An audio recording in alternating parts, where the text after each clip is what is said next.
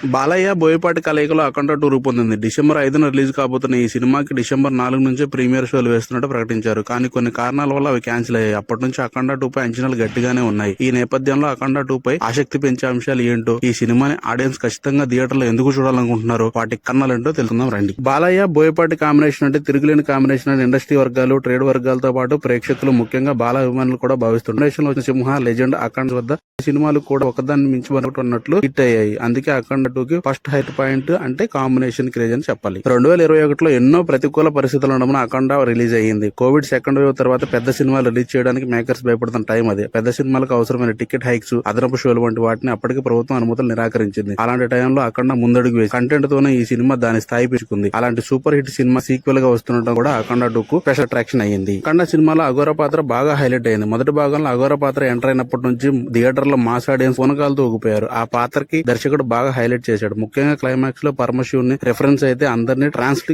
చేసింది. అఖండ 2కి ఆ పాత్ర మెయిన్ కాబట్టి ఇది ఒక స్పెషల్ అట్రాక్షన్. క్లైమాక్స్ లో అఘోర పాత్ర పాపకి ప్రామిస్ చేసింది. దాన్ని లో ఎలివేట్ చేస్తారు అనేది కూడా ఆసక్తికర అంశం. ఈ సినిమాలో బాలయ్య కూతురుగా హర్షాలి మల్హోత్రా నటించింది. 2015లో నటించిన Bollywood industry hit movie Bajrang Bhaijaan లో మున్ని పాత్రలో చాలా అద్భుతంగా నటించింది. ఇప్పుడు పెద్దదైంది. ఈ సినిమాలో ఎలా నటించిందో చూడాలి. ఏదేమైనా హర్షాలి కూడా అఖండ 2కి స్పెషల్ అట్రాక్షన్ అయ్యింది. అఖండ 2లో మరో స్పెషల్ అట్రాక్షన్ అంటే అది పినిశెట్టి విలన్ గా నటించడం. సరైనోడు తర్వాత బోయపాటి శ్రీను డైరెక్షన్ లో ఇతను మళ్ళీ అఖండ 2 చేశాడు. ఈ సినిమా అతనికి మేక్ ఓవర్ చాలా వైవిధ్యంగా ఉంది. యాక్టింగ్ ఏ రేంజ్ లో ఉందో చూడాలి. సంయుక్త మేనన్ ఈ సినిమాలో స్పెషల్ రోల్ చేసింది. సాంగ్ లో డాన్స్ చేసినప్పటికీ ఆమె హీరోయిన్ రోల్ కాదు అంటున్నారు. సంయుక్త స్పెషాలిటీ లేకపోతే పాత్రను యాక్సెప్ట్ చేయదు.